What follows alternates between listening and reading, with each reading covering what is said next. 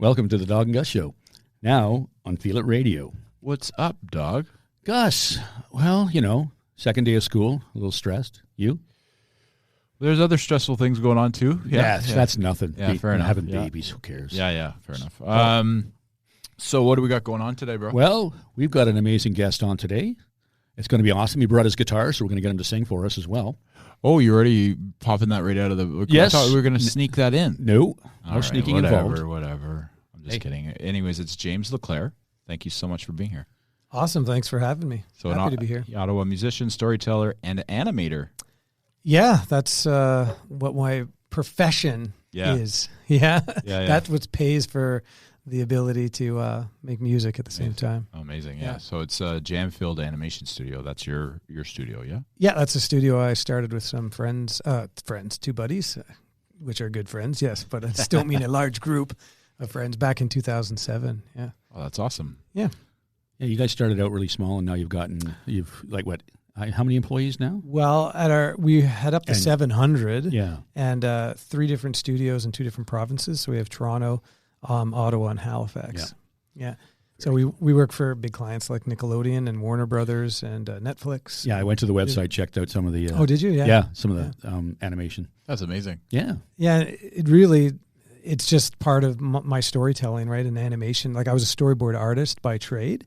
So I would sit in my basement and have scripts and draw everything out in kind of a blueprint of what the episode was, right? And then hand that in, and the director would approve it. And so it was all focusing my storytelling skills and writing, because I was also writing scripts at the same time. So it's really helped with my songwriting. And I started songwriting at 16, so that was first. Animation came second. At 16. But yeah, they bled together quite nicely. Nice. Yeah. I would imagine so. I mean, you're so creative, so it kind of all comes together, right? Like you have that part of your life, and then you're also musically inclined, so it goes nicely together. You know what? Animation is all about timing, right? And same with shots. It's all about like how long is a scene? How should it be longer or shorter? How does it serve that moment?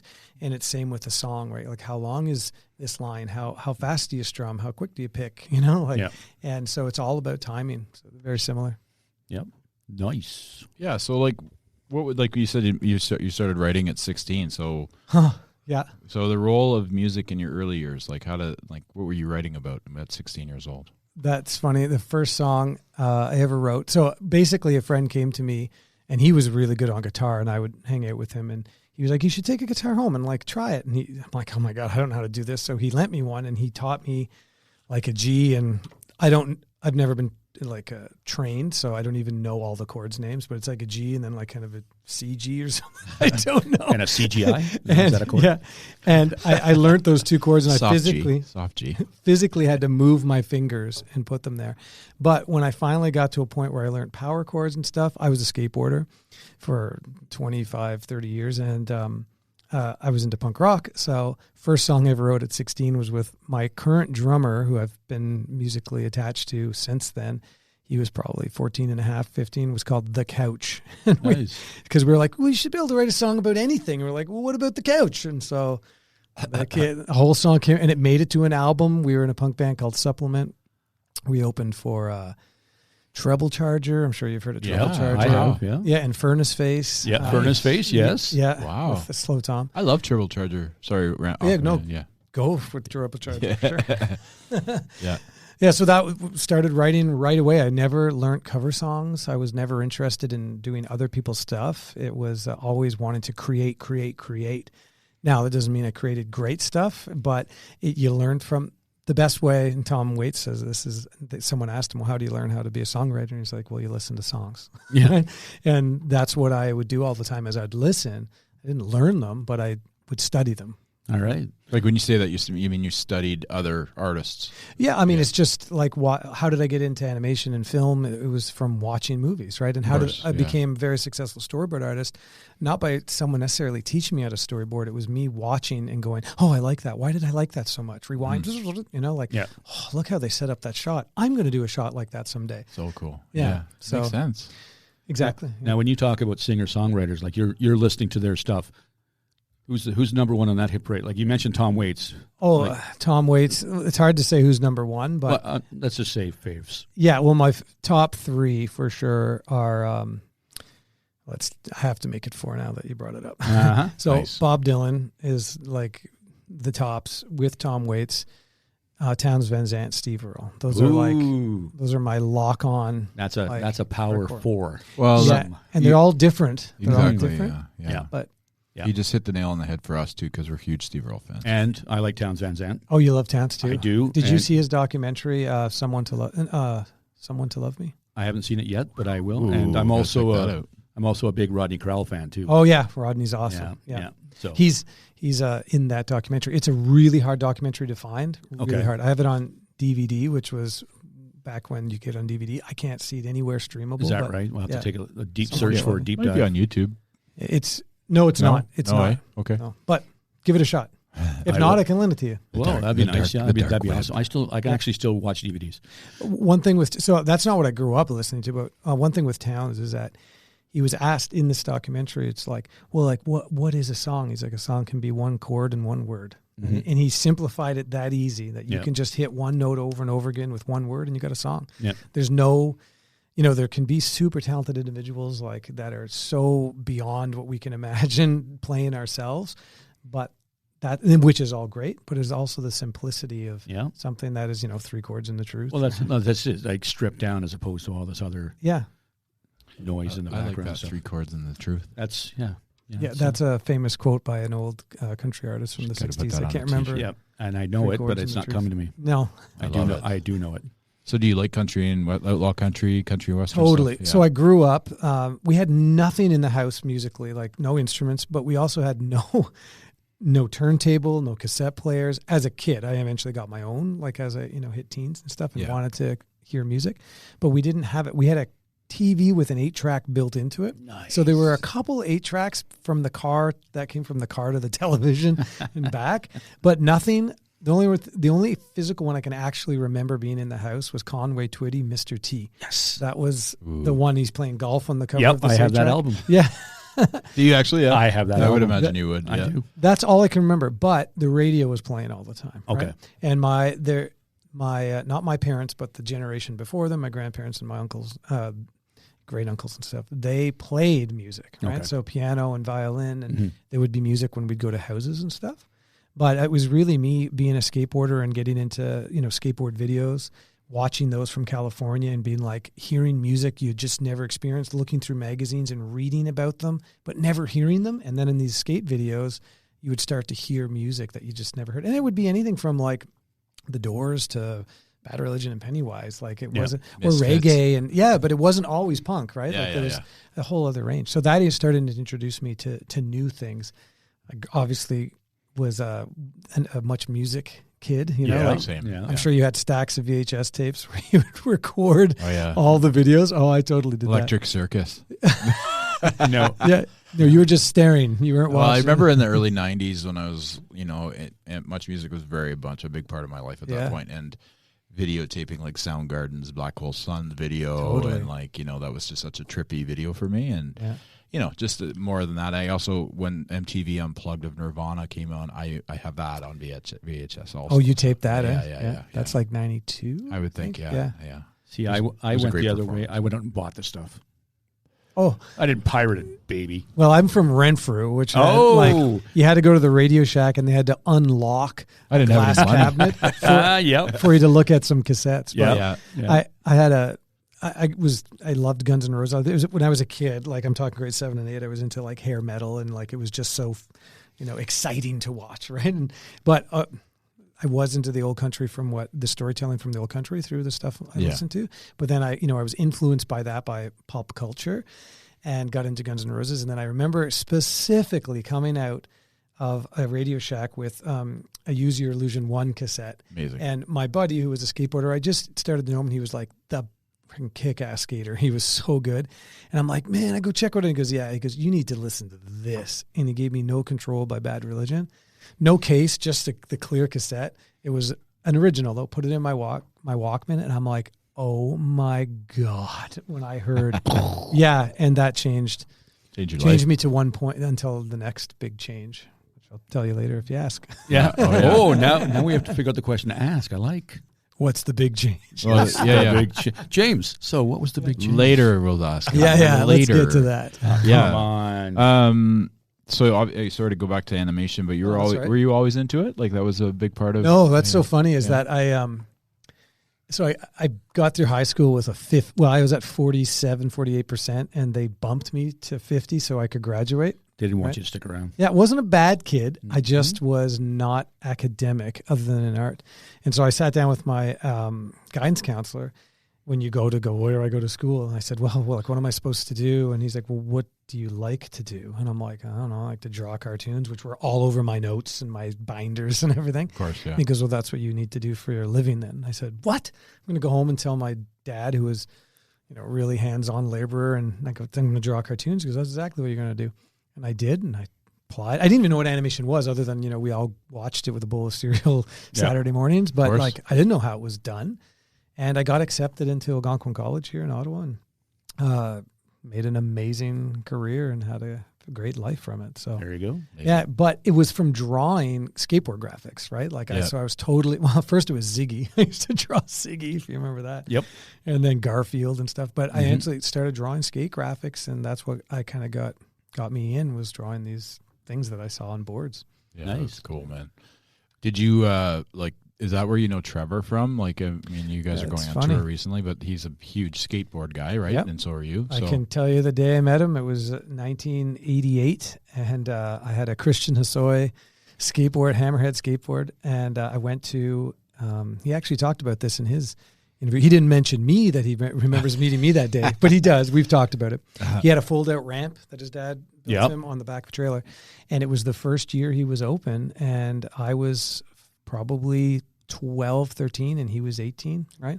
And went over to him, and he showed me some boards in the back of the truck, watched his demo, and then when I got old enough, I would go to On Deck Skateboard. It was in Manotick and stuff, and there was a slight connection with Renfrew that his grandmother and his mother was from that area, right? So we actually met him through cousins before when I was young. So crazy, yeah. And then we became good friends. I did graphics for a skateboard company, and was sponsored by On Deck. And then I was the best man in his wedding too. So we've been longtime friends. Wow, okay, cool. And he failed to mention that. Trevor, I'm filling in the gaps. I'm only here to fill in the gaps. Oh, that's why we had you on, because there was gaps. That's not. Yeah, that's. Listen, I think that we have a very diverse guy speaking to, so I'm happy with this conversation also. Yeah, oh, well, yeah. Diverse is a good word, because we've had a few of them. It's just, we don't just do one thing. We do 17 of them, and we do them all very well. We're lucky to have pretty solid guests. Yeah, we're doing all right. Real jerks from Ottawa. So what's your favorite song? Oh, my God. Wow. Like, pick a song? Okay, well. Okay, give me one. Give me three. Okay, I'll pick ones from the artists that I spoke of. So Steve Earle one is Billy Austin. That song is just so good. And Goodbye by Steve Earle. May I just interject? Which version? Because I love the live version of Billy Austin on Shut Up and Die Like an Aviator. That is really good. I find that the studio one, I like it. But the live one I just find it so much better. The studio one can feel like it's got a bit of age to it because of the 80s instrumentation. Yeah. That's like, it's very light, but live is, you can't date a live performance. No, and it's right? Anyway. Yeah. Townes Van Zandt, To Live Is to Fly. That song is fantastic, and just lyrically and so beautifully executed. Bob Dylan's got 1,000 songs. It's right off the top of my head. Boy, you asked a tough question, man. All of them. I do. Sorry, go ahead. No, I didn't say anything. I was laughing. Yeah. Okay. I'm just going to say my favorite album from Tom Waits is Heart Attack and Vine. So nice. Pick one song there. Yeah. Yeah. Good. Nice answer. No, those are good. I mean, it's hard. I think I haven't heard the Billy Austin live version. James, you got to listen to it. That's so good. And I'm a huge fan. So when you say live, like Steve Earle, I've seen him probably 30 times, right? Like whenever he comes to town or in an area, I've seen him in Cornwall with like 300 people, and then I've seen him, at Blues Fest with thousands or whatever. I love when he plays live. Yep. Like when I look, is he playing live or with the band? The band's great and stuff, but there's that intimacy of listening to him play solo. Just love it. We actually drove to Kingston to see him. So I'm in Kingston too. At the hangar, whatever that place was. AJ's the no, it was called AJ's Hangar before, but it was. Well, no, I actually saw him in the theater on Kingston, Princess on Princess Street. Really? Was that recently? That would be 8 years ago, probably. Okay, no, that's not the same show. No, we went maybe 5 years ago. Okay. Yeah, he came back, and then Dawg was like, "You want to go to Kingston?" I said yes. Oh yeah. I was always it's kind of our thing. Like we go to a lot of live events, and it's just like, "You want to go to this?" Yeah, okay. Yeah. I saw his son at the Black Sheep too, Justin Towns. Yeah, that was years ago too, though. Yeah. Is his son good? Yeah, he used to be. Yeah. Yeah. He's dead now. Passed away. Yeah. Shit. I knew that, but I just wanted to I just never. Yeah, he's very good. Very talented. He's very talented, just like his dad. Yeah. Oh wow. But sweet. I just listened to Little Rock and Roller last night, and it's just like that's about him, isn't it? Yeah, it's about him. Yeah. So now I got a question. When you're writing, like, it just came to me last night. What to pick your favorite part of a song? Like you've written a song, and say, I don't know. Let's just pull Steve Earle because we're talking about it. Sure. Decides to record your song. Yeah, that'd be great. Yeah. Or you're in concert and you're playing for 10,000 people and you're singing one of your songs and everybody's singing along. Right. Which is the bigger thrill? Having somebody, not Steve Earle, but somebody recording your song or playing and just listening to 10,000 people sing that song back to you. It would be that for sure. Okay. Yeah, it would be that you connected, Yeah. right, with these individuals. Yeah. We played Irene's after a football game one time. We played, and it was so packed. It was the Cable 22s and myself at the time. And there's a song called Baby, It's Time to Go. And the crowd they figured out the chorus really quick, and everyone was singing it. People got on the stage. They were singing back and forth into the mic with me. It was like the ultimate. And that's not 10,000 people. That might be that was just. Yeah, I know, but that still gives you a stoke, right? Oh, yeah. No, it doesn't matter the number. I was just kind of throwing that number out. But, it could be two people if they both knew the song and be like, oh, this is awesome. Do you know what is even just as equally is connecting with one person? Yeah. Having one person come up to you saying, that song meant something to me. Do you know Pete Seeger? Are you familiar with Pete Seeger? Yeah. Well, he said, you write a song for one person, and that's you. You don't write it for anybody else. Lots of people do. You write it for you, right? And that makes it a good song for you. If you approve it, then maybe, you'll show your parents, your siblings. You might show the neighbors. You might show your friends. And he goes, the town might hear it. And then he goes, the world might hear it. Yep. But he goes, and sometimes the world does hear it, but you only wrote it for one person, and that's you. So I never forgot that. I think that's such a good, it's not just for music. Like you do something that you feel right is good for you and you love. Doesn't matter if it's artistically or maybe just in business or whatever. If it works, if it makes sense to you, that's all that matters. Exactly. Then you feel successful. That's right. That you've accomplished something. Yeah. And you may put out, let's just say music, you put out an album, you may not ever play those songs again, because happens to me. I put out an album of, 14 songs, then you do put another album of 14 and then another album, and then you go back and you're like, okay, well, I can't play all of my songs, so which ones from that album are the ones I'm going to play all the time? Yeah. And Dylan, if Dylan actually, I don't know if you ever saw on his site, he keeps track, it's kept track of every time he's ever played a song, right? And where. And so you go on it and you can go just like a woman, and it'll say how many times he's played it and the last time he's played it. But then you'll see other songs, it goes, never played. Recorded it, never played it in, really? In his house he would or something, but never live that it's been on a set list. Yeah. Because there's just too many. Yeah, I'm sure his vault is, oh my God. It's just like overflowing with songs that have never, like you said, never been played live. Well, he's probably got notebooks full of songs that he's written that he hasn't even put music to. Yeah, just poetry and stuff. Well, like him and Prince. He's so prolific. Apparently he found a whole bunch of Prince. Well, Prince did stuff. that. He had a vault. That's why I mentioned vault, because he had a vault of music that he did. He's recorded, and stashed away because it wasn't right for what he was doing at the time. At that time, yeah. Yeah. So are we going to get another Prince album? you know what? The people who own the print, like his family, yeah, we could probably be listening to Prince albums for the rest of our lives. Amazing. Yeah. If they decide to market them, which I'm sure they will. I'm a huge Prince fan. Yeah, so we all are. I mean, I just get posted a James. story with him just talking about computers. This is, I think maybe it was like 2007. I saw it. And he was just like, computers are cool. They're good. But he's like, don't let the computer take over you. Right? Mm-hmm. It's Yeah. like, It's like you can go sit down at a computer, but you got to walk away from that computer. Yeah. Don't let it, yeah. And unfortunately, we all kind of, we all have phones, right? But it's even creating music. And I don't mean digital music on a computer. There's a skill to that and stuff too. Now there's like, you can type in like, oh, I want a song about this, that, and a dog and whatever. And then a computer puts a song together with certain keys. And like, same with paintings. Have you seen that? No. Oh my God, you can go like, Yeah. oh, I want a painting of this and I AI. want it to look like Van Gogh and whatever. And they come out and they're like, holy crap, these are amazing. AI won a painting competition and the artists like lost their mind, which, yeah, they shouldn't, like they did it as a test and the computer won the art competition. on TikTok, Sick is in bad. yeah, bad sick. So on TikTok, there's like a filter that I've used recently, Mm-hmm. and it's AI, and you type in anything you want, and it comes, like I said, my future home or my dream home. I just did that because I'm in that business, but it shows up, and then there's this like painting of a house that's on the water, which is basically what I want, Mm-hmm. which is It's been totally listening. fucked. So Yeah. it's like it's basically It's been listening to him Yeah. because So, he has mentioned Trust that me, a I couple times. prefer pen on pad, but Yeah. you know. Wow. And now a word from our sponsor. We are currently recording Dawg and Gus in the podcast booth at Staples Studio, Ottawa, on 403 Bank Street, where they have everything to help your business work, learn, and grow. They are currently offering a clean and safe place to work with desks, offices, and drop-in memberships. More than a co-working space, Studio is a community to help you work, learn, and grow. For more information on pricing, please visit studio.stables.ca or contact the community manager at studio.ottawa@staples.ca.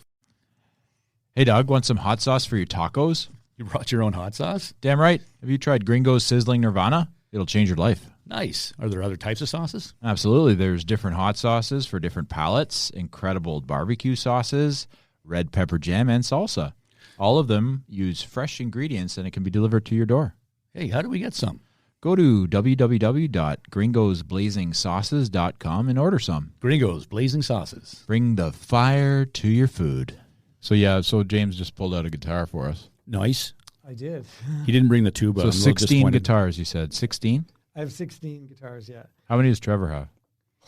Is He's it more buying than you? and selling guitars back and forth constantly. I Is don't he? know. Yeah. Yeah, like he'll have a batch and then be like, this one looks really good. Well, if I sell these two, I can get that one, you know? Yeah. It's pretty awesome. He's got like a mini museum going on there. So That's cool. Yeah. You guys obviously you're good friends and you go on tour together. Sorry to keep bringing him up. But oh you no, guys I are don't kind mind. of- We're yeah. going on tour. Yeah. He's good friends. So. That's awesome, man. Yeah. What are you going to play? Okay, well, I'm going to play one with two capos first, which is funny. We were talking about Steve Earle. I learned this from Steve Earle. Actually, when we were talking about Justin Towns. When Justin died, he did a song with two capos like that. I'm like, whoa, I've never seen that before. And so then I picked up two of these capos and put them together like this, and then did a song in the same day. So That's amazing. it's called Flesh and Blood. Flesh Nice. and Blood? Yeah, it's about being strong. Like, I'm a very strong individual. I can take a lot of stress. I've been through stuff, but I'm still just human, right? Like, That's right. Some stuff does break you. Of course. Of course.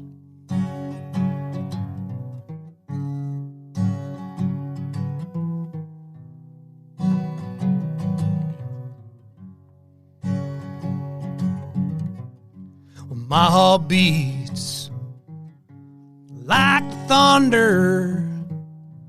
My soul burns like the sun. My blood rushes like the river through the veins of the Appalachian.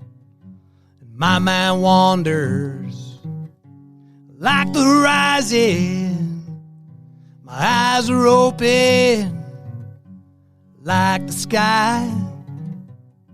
My touch is soft like the clouds that gently float by, but I'm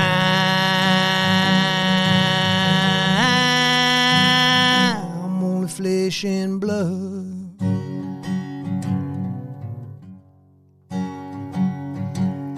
But I'm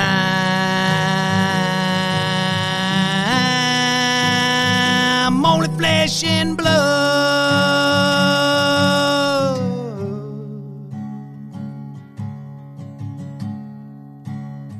I'm only flesh and blood.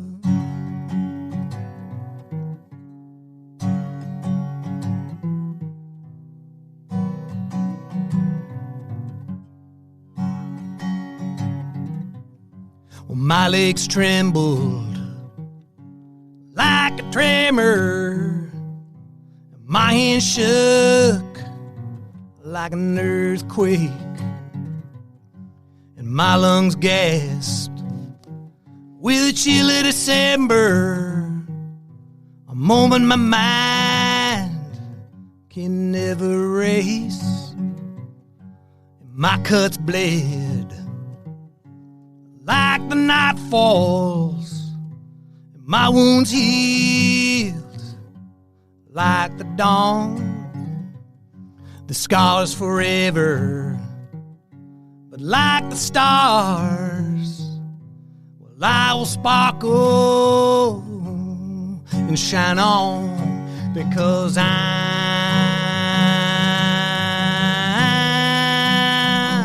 only flesh and blood.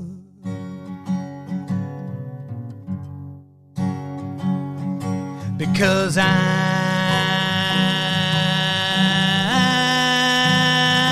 only flesh and blood.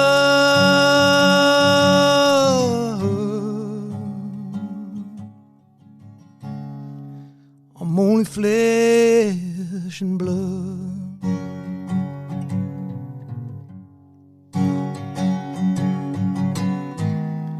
I was left to bleed dry, stabbed in the heart by 1,000 lies,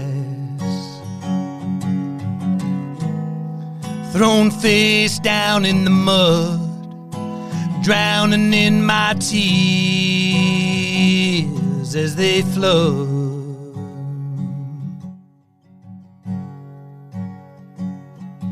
Because I'm only flesh and blood.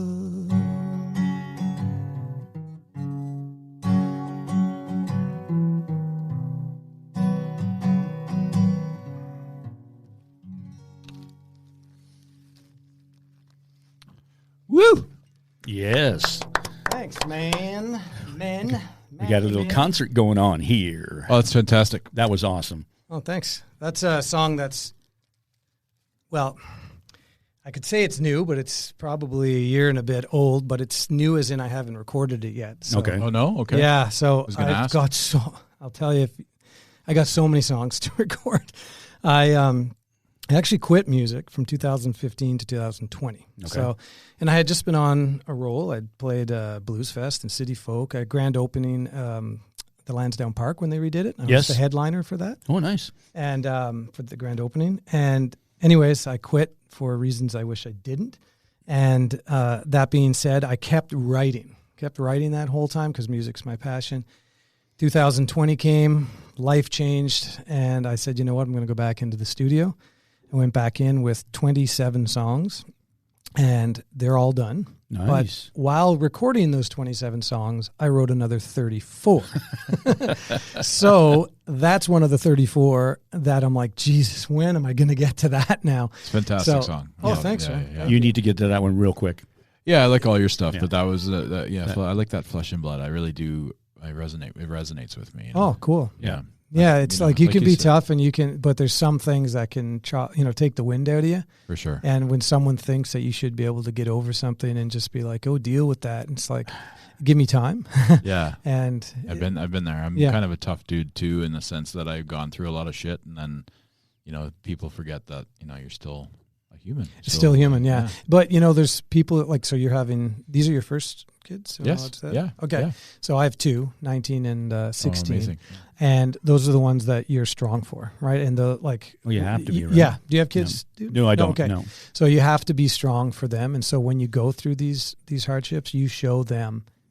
I have another song called You Don't Struggle, You Overcome, which I wrote for myself to say, when it does get hard, say, come on, dude, you know it. You get through this stuff. You overcome everything.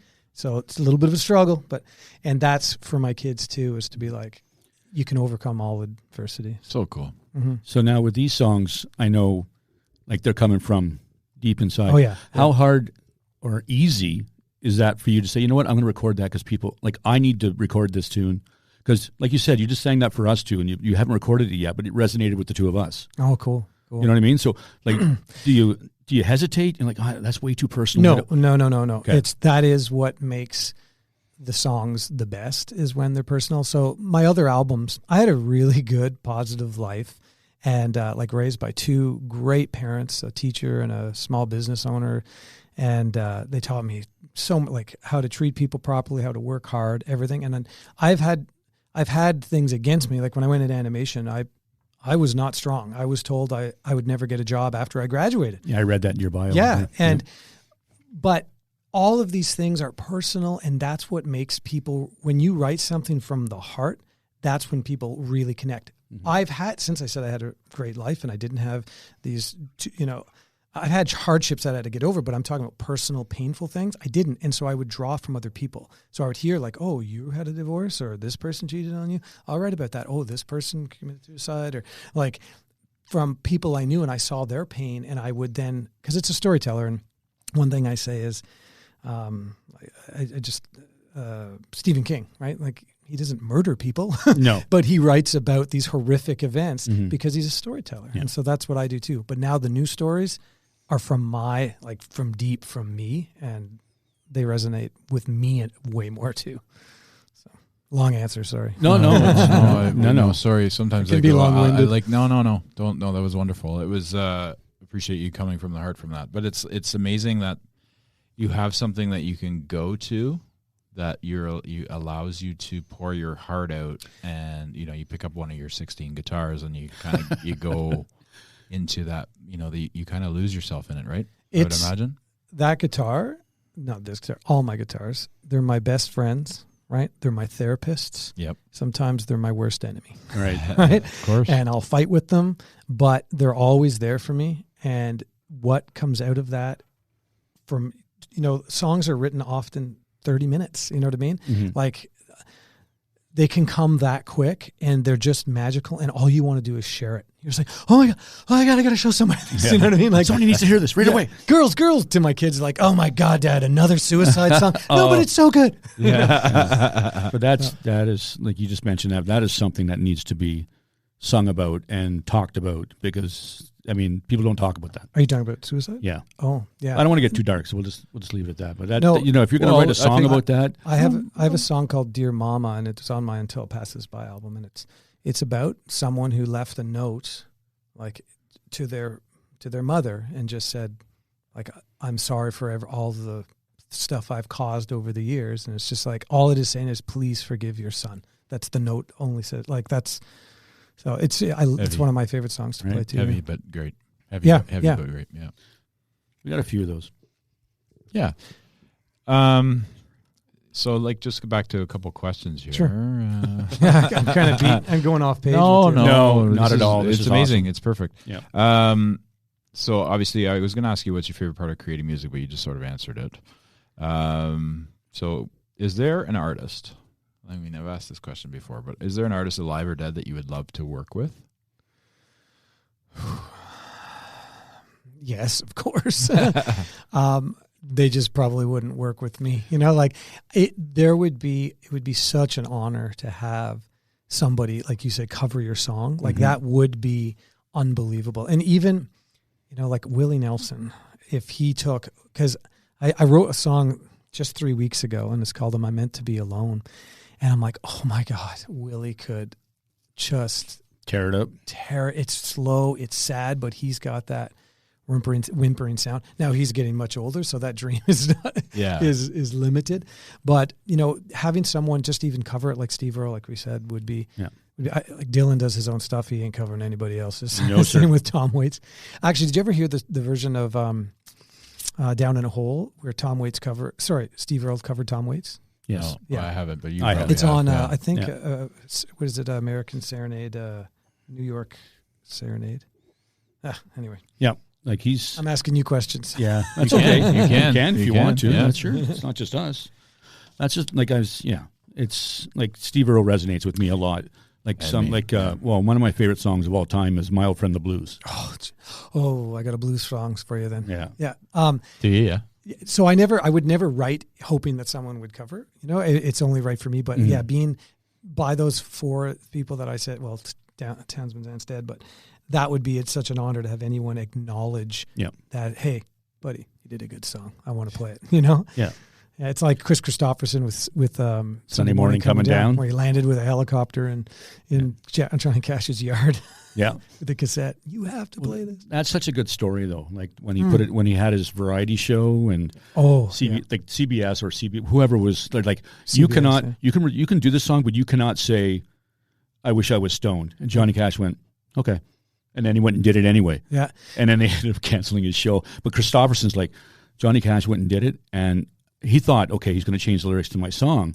And Cash is like, no. No, because it was written that way. It's Exactly. performed that way. Johnny was never like that. Well, you right? got to think as a musician, if somebody who is a musician and a writer takes a helicopter, lands on your lawn, says you have to play this song, it becomes a great song because Johnny Cash does it. You're going to do it how that guy did it. Oh yeah, for sure. Do you know what I mean? Like it'd be almost blasphemy to just sort of not allow the lyrics to be said the way that guy wrote them for him. Well, and Chris Christopherson's an amazing songwriter too. Is he ever? Yeah. He's not my favorite voice out there, but certainly as a songwriter, I mean, he crushes it. Yep. He was a janitor at CBS, and Yep. he gave multiple cassettes to Johnny, who just threw them in his case and forgot about them. And then he's like, "I'm going to get him to." Yeah. And that's when he landed with a helicopter. And because he's a pilot. So. Yeah. Oh, really? Oh yeah, he was in Vietnam. Yeah. Okay. Mm-hmm. Cool. Yeah. Go ahead. I can't read my notes. I left my glasses somewhere. Is there a venue in Ottawa or a venue in general that you like performing in most? Oh, I would hate to single out any, and other ones think I don't like playing theirs. Is there one on the tour that's coming up that you're looking forward I'm to gonna playing? say, you know what I'm going to say is, I'm not going to say a venue. I'm going to say a house concert. When you can sit and play in front of people that are so in tune, listening, like they've come to see you play, but sometimes you don't even use amplification, right. just an acoustic guitar. And then after that show, because everyone at that house concert normally knows each other because they've come that's the most fun. Yeah. Venues are great because the sound systems, like, oh my God, like Irene's sound system is fantastic. So is Redbird's, like, just oh my God, you go in there and you're like, I sound this good? Wow. What button are you pressing? Yeah, there's some kind of filter for this? Yeah. Yeah, it's awesome.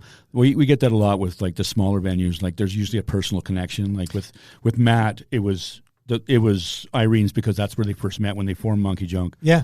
So and so said this because this is, it's always kind of like, dude, right here, right now. Like me playing for you two, and I'd look up at you two. Your eyes were closed. You're just like this. And you're watching my finger work, and that is a great venue. Yeah, right? there you go. That's awesome, man. Yeah, because I do play guitar. He plays. I'm not good at it. I'm trying to get better, but certainly I love watching especially on the fret. Like I just love watching that. So I'm not good at it either. That's what's funny. Like you may think I can play guitar. I can't play guitar. Mm-hmm. I can only play what I played. You know what I mean? Like, and so I'm so limited to that. But like, again, I'm just wanting to please what I do. Right. And so if someone goes, well, what are those chords? Can't really tell you. I record on my phone. I'm like, I put my capo here and then my finger on that one, and that it's pretty sad. That would be me. It's pretty sad. And oh no, that's wrong. But I can hear a good sound, and then I come up with a nice melody. So that's me though. That's why the eyes were closed just to listening, because I'm listening to the lyrics. I'm listening. I'm not watching you. I'm listening. Yeah, that's which awesome. is my thing. So Dave, Dawg is a lover of music, and he has such a vast plethora of choices that he likes to go through. So you could hear, he'll be like, "Oh, I'm listening to this now." He texts me random stuff. He's like, and really random, I'm telling you. Like, he's like, "Yeah, listen, I'm listening to this," and I'm like, "Well, there was no real context to that, but I like that." But I think going on to your how you said you play and how you are. I think you benefit from the fact that you never played other people's music. You just sort of went your own way, and that was it.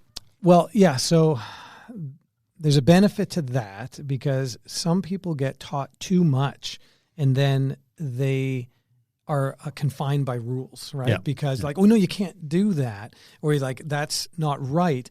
But sometimes the wrong makes an interesting sound. You know what I mean? Yep. And so I don't know what chords I'm playing at times. Like I know the basic ones over the years I've like memorized, but it's finding those oddities that are like, I wouldn't have went there maybe, but there's also the other end where if I knew more, maybe I'd create more. So I create, what this is a great Johnny Cash thing. They asked him in an interview, how did you come up with your sound? Do you know this line? Yes, I do. And he goes, I didn't know how to play any better. And and you're just like, yes, because he could have maybe learned way more and been a different sound. He was Johnny Cash because he was that limited. Yeah. Yeah. Well, his the Tennessee too, like his backup guy, the drummer. Mechanics. That's the sound and it's just like, this is our sound. Yeah. Yeah. Yeah. So that's because he's not known as like a virtuoso on the guitar. No, that's for sure. No, he's not. Or vocally too, right? Like his. You. He's just Johnny Cash, man. Yeah. You work with what you have, right? Yeah. And then you're like, how do I make this appealing, right? So, and he was a songwriter, but he didn't write all the songs either. Nope, he did Ring not. of Fire, June wrote. Yep. So. He sure did. And it's just like your other guys, like Townes and Steve and Dylan. Like they're all amazing, prolific songwriters, but their singing is not. It's not the greatest. It's their own. Yeah. Like some people can't stand Dylan because of his voice. It's like, well, he's one of the most prolific songwriters ever. Yeah. Listen to on Time Out of Mine, a song that Adele covered. What is it? Make Me Feel Your Love. Make Me Feel Your Love. And you're like, okay, Adele's amazing, right? Yeah. Her voice is just wow. But then you're like, so you hear this young woman. I think she was 21 at the time. Yeah.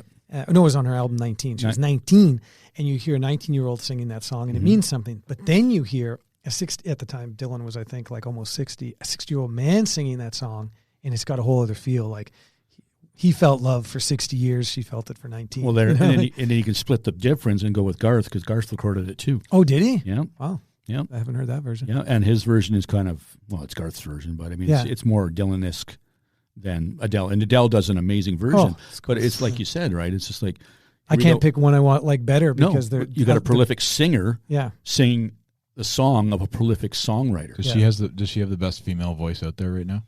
Ooh, good question. That is a good question. And she's got an amazing range, like for sure. She's not necessarily one of my favorites, but you respect the sound. Oh my God, I respect. I collect vinyl, and I got 3 of her records. Yeah, absolutely. So, we'll ask then. So, who is it? If it's not Adele, who's your favorite female singer?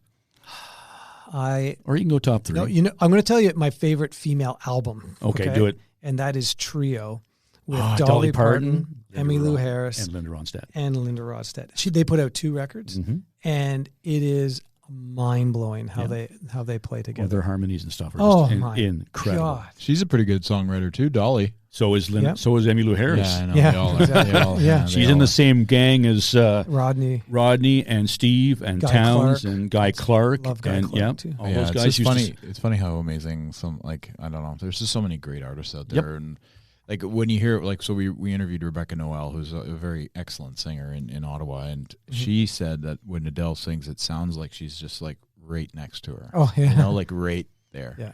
So she wanted her sound to sound like that. So wow. She didn't. I don't know if she got to that point, but she definitely was talking about that. So it's cool that we all listen to music our own way. Yep. Bonnie Raitt too. Bonnie Raitt, killer. Well, and she can play a guitar. Oh my God, yeah. Can she ever? She's awesome. I love Bonnie Raitt. My mom really loves her. Big fan of the show. My mom, by the way. Yep. Does she love you too?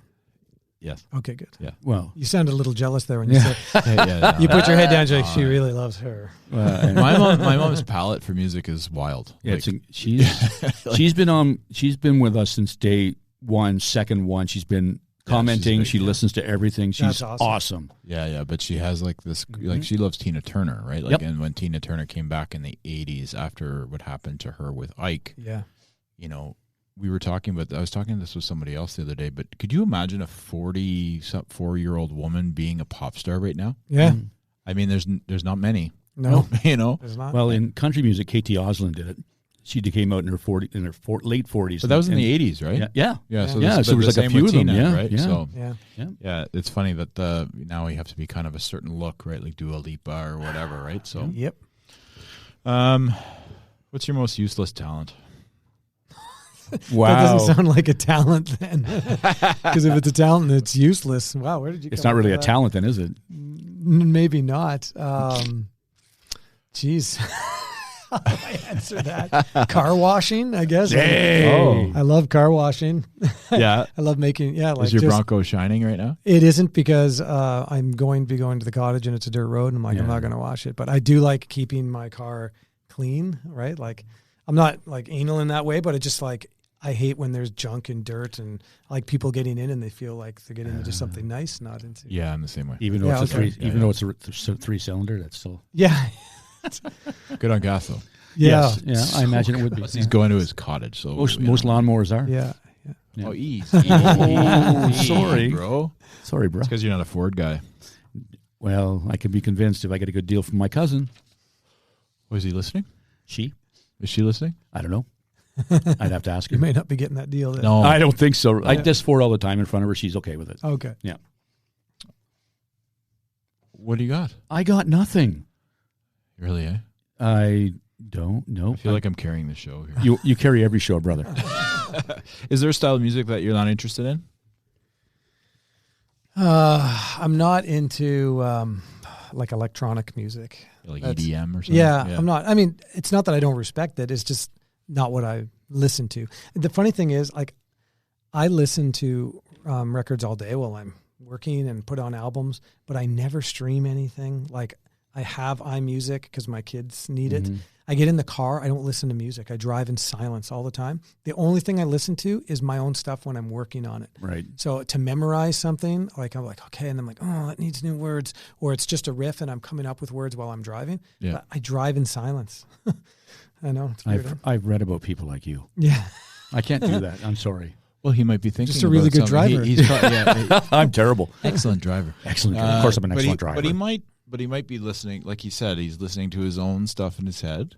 no, through And- my car. Oh, you stereo. are? Like Okay, I'll through put my stereo. phone through Okay. and I'll play the iPhone recordings that I do to like start. Okay, do I need to go faster there or change that? Yeah. So it's a little bit of like a moment of study that I well, get to do. well, James, it sounds like you're paying more attention to the music than driving for me. Sorry. I don't have a notepad with No, me and writing no. down lyrics, but Yeah. yeah. So the question really, electronic music, I Not your just style. don't. Not my style to listen to. I listen to a lot of different stuff for sure, but not that. Cool. Yeah. Okay, because we're talking LPs and Yeah. and vinyl. We come into your place and we pull something out. Like, what's the most not say obscure, but we're gonna go. Different, Oh, James, different. I didn't know that. Oh, Album wise, something like if you like some obscure. group or some individual that you're kind of like, it's a guilty pleasure. I love listening to this, but like most people are like, Well, and if you pulled out some, look what the cat dragged in by Poison on vinyl. there you go. And that's Yes. that's that is my nostalgia of my Nice. childhood. Right? You like hair metal, eh, back then? Well, it was when you start buying your own music, and then Yeah. it's going to resonate with you all the time, right? Yep. Like, Yep. so I've got some of that, but then I've got jazz and blues. Like I've got records from the 30s and 40s, Nice. some really old stuff, and I've a lot of bootlegs of Dylan. Oh my God, like many old like bootlegs. Nice. So, but the most surprising, would probably be Nice. because Poison. people would not picture me. No, but listening like to if Poison. I come in and see bootlegs of Dylan, I know because like you're a huge fan. Yeah, that's I would not shocking. I would expect to see that. But when you find the Skid Row and The Skid Row and the Poison and Yeah. What? Motley Crue. I've got lots of Do you keep crew. that at the cottage? I've got all the crew. No, there's no electricity there. I can't- Oh, fair. Oh, No nice. music at Proper. the cottage unless it comes out of that thing. That's Nice. cool. That's cool. Yeah. That's all right. That's a proper cottage. Speaking Yeah. of that thing, can we get you to do another song Sure. for us? What did you say? A blues song you said from My Old Steve Friend Earle? the Blues. Yeah, so I'm going to play my blues song because Nice. I think I remember Steve Earle saying, he goes, everybody's got to have a song that's got the word blues in it. And he said that was his. Nice. That was years ago. And so this one's mine. It's called Victim. Nice. Okay, great. Never heard anyone say that either, so it came kind of originally. There's a lot of arms on this chair. I'm going to see if I can swing around. Okay.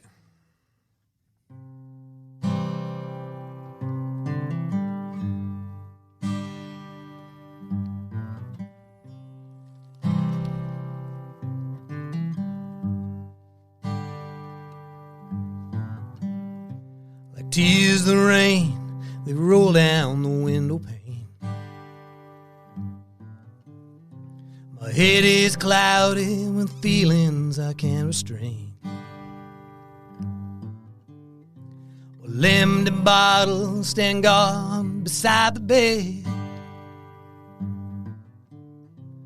only outnumbered by smoked cigarettes. You're just another victim of the blues.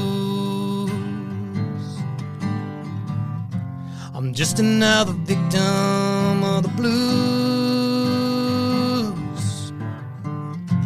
I'm just another victim of the blues. I'm just another victim of the blues.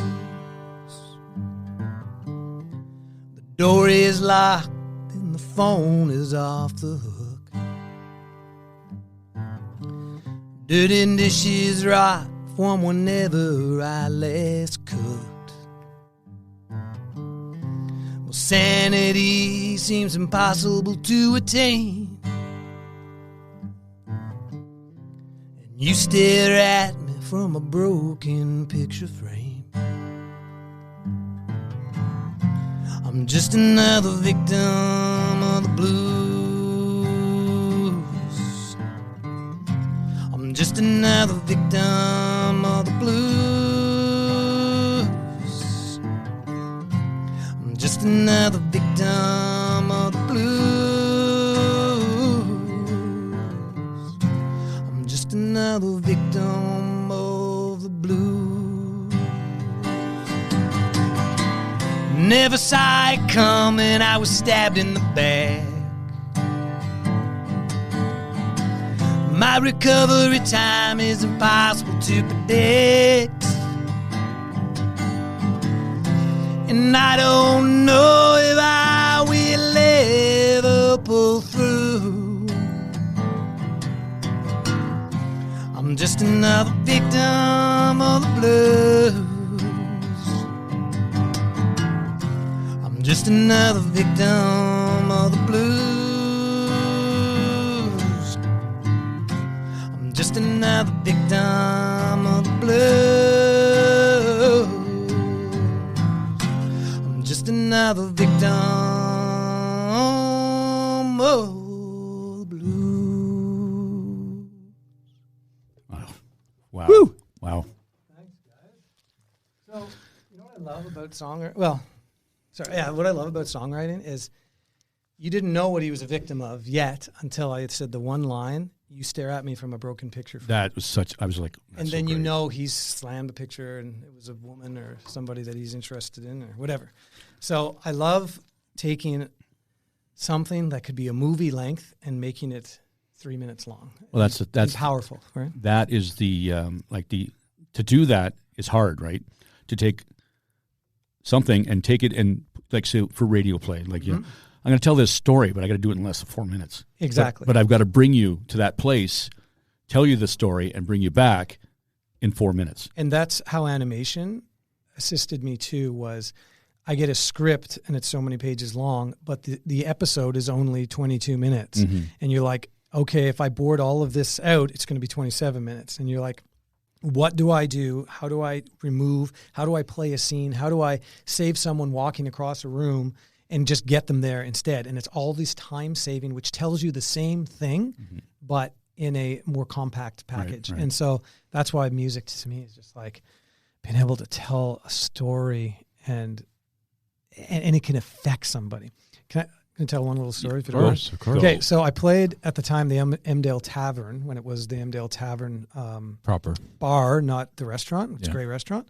But I played it when it was the tavern. And I'm playing an acoustic set, and these two metalheads come in, like leather pants, like or jeans, vest, big hair. I'm like, oh God, they're gonna hate me, right? I got through my set, people clap or whatever. I go down and I put in my guitar away, and I get a tap on the shoulder, and I look over, and it's one of these guys, and he's like, dude, he goes, I just have to tell you, he goes, that song you wrote about your dad. He goes, it hit me so deep, and he goes, I would come to bars with my dad all the time to watch people play. We'd go out weekly, and he goes, he's passed away, and I wish he was here with me tonight to see that. And he goes, I don't have any money. He goes, but where can I get your CDs when I have money? I go, excuse me. And I give him, I go, here's 3. And he's like 3 different albums. He's like, no. I go, dude, you paid 100-fold for these for these albums, for you to tell me that this resonated with you that deep. He went off. And later his buddy came over and he said, man, he goes, that was so cool of you to do. He goes, he's sleeping on my couch right now. He's having a hard time. And for you to give him 3 albums like that, I'm like, he gave me a story I'll tell for the rest of my life. Yeah. And that was me going, if I can resonate with one person that I didn't even think I would resonate with, can that stuff resonate, like Pete Seeger said, with your street, your town, the country, the world. So that's great. Yeah. I find with a good that's what it's about. That's music, man. Yeah. That is music. And I mean, I love that people, like, I get judged because everybody's like, yo, he's a preppy guy. He probably likes certain, and of course I do like that kind of music, but then I like crazy metal. But it all resonates with me personally in a different way, like Dire Straits, I can't listen without tearing up because of my brother. And it's cool how music and storytelling, like you mentioned, and how you just told a story and brought us all back, and how Dawg was saying that too. It's just such an art form. And when I say it's an art, it is such an art. It is so like to have the power of holding someone close to you and telling them a story. Because that's how I feel when I listen to music that resonates with me, is I'm being pulled in and spoken to. Like it's written for you. Yeah. Yeah. And you definitely do that. I mean, like I've listened to some of your stuff, and I'm going to listen a lot more of it. Well, that stuff is old too, and it was recorded in a weekend, right, with a weekend budget. The new stuff I've spent 2 years, so it's going to be a little bit. I can send you that. Like Nora Jones's guitarist Kevin Brett plays on that. You can send that for sure. Yeah, I would love to listen to that. If you want to hear that full version, it's beautiful. There's some piano. Are you going to press some vinyl? You're going to do that? Well, so I've done vinyl in the past. I have copies that I sell of my other albums, and I've done CDs. I've got those too. But what happens is you put an album out, and an album is like, hey, here's my album. A month later, everyone's on to other albums, right? So over those 2 years, I'm like, what can I do different to release my stuff and not just fade away so quickly, right? Yeah. And now over those 2 years is how streaming is going. I'm going to release singles. So I've got 27 singles. I'm going to release one every 4 weeks. Amazing. I got 30 while I record the other 32 songs to then tack on to that. So every month there's going to be the song, 2 weeks later a video, 2 weeks later a new song, 2 weeks later a video, 2 weeks later a new song. That seems to be the way that things are being done. Yes, these days, and it was done in the 50s like that. Yep. In the 60s was just singles, right? Yep. Then the 45s, baby. But I will do a campaign to say, is anyone interested in vinyl? And yes, so when let's say 10 of those songs or whatever can fit on a record, when I release 10, and then after that 10-month period, I'll say, okay, I'm going to put these on vinyl. Is anyone interested? Mm-hmm. I need this minimum amount of people, and I'll, let's just say I need 200. I'll order then 25% more of those so that I'll have them for myself to sell at shows, right? That's great. So that's the plan. So I'll have 50 But you'll have extra. 5 years of music coming up. I have, basically. That's what's kind of nuts. Like if you go every month, right? Yeah, so, you'll have 60 months. So, and I'm still writing, right? Like I started to write a song today, yesterday, sorry, and it's called Life Ain't Fair. And I got the melody, and that was it, but I have to do my full-time job. So I was like, I just wrote it in a pad, recorded it on my phone, be like, I'm coming back to this. And usually I come back, it's done, I do it in a night. Mm-hmm. Like that song was written in a night. Same with the other Flesh and Blood. Wow. Okay, ask it. So, it's time. It's time. You know what? You've been listening to our podcast. You know what? Oh, you're going to ask that question? I'm going to ask that question. Okay. 80s and 90s. I have to say it. Yeah. It's going to be 90s. And it's I'm going to say 90s. Teasing. I'm going to say 90s because that's when I started to explore in depth my own music, right? And it's not 90s music when you go, oh, put 90s music on a hashtag and see what shows up. It's the 90s music that I listened to that was underground punk, right? That is like Fugazi, right? And like I said, Bad Religion earlier, that just resonated so deep with their lyricism. That's what got me. So I knew when you guys were going to ask that question, and that would be my answer. There you go. Yeah. He's been thinking about it. Yeah, for a while. Well, It's okay. It's okay, man. No, we want you to be. We've had such a great time with you. Thank you so much for being so, open with your time, open with your dialogue, and playing some music for us. What a great episode this has been. Oh man, I think this is the new standard. We're gonna have people are gonna say, "Can we bring in music to play?" I might just bring my. So I have a schizophrenic uncle who passed away, and he left me a little gypsy guitar. Like, oh yeah. Sounds amazing. I should have brought it, but I'm going to start bringing it maybe next time you're in, you can play it. Well, what I had noticed watching your show, listening to your show, and watching it on Instagram stuff, was that you were talking to musicians and no one was playing music. Yeah. And I was like, weird. I'm like, I just want to play music. Like we can talk for sure, but like, I would have played 7 songs and talked for 5 minutes instead. Yeah. Well, but then it's a whole different show. Yeah, that's right. Yeah, some of it's for us. Yeah, right? exactly. No, it is nice to connect with an artist, but yeah, definitely. If people can play music, then you get that little extra stuff too. When you post too, on your Instagram, you got a little live music. Yeah. As an extra. I was going to ask you, can I post your? Of course. Videotape both songs. Yeah. Yeah. Go for it. Awesome. Nice. Well, thanks, guys. Thank you for having me. It was an honor. Yeah, it was. James, it was amazing. ours. James, buddy, thank you so much. Cool. Okay, take care, guys. Have a good day. Till next time. See you next week. Bye.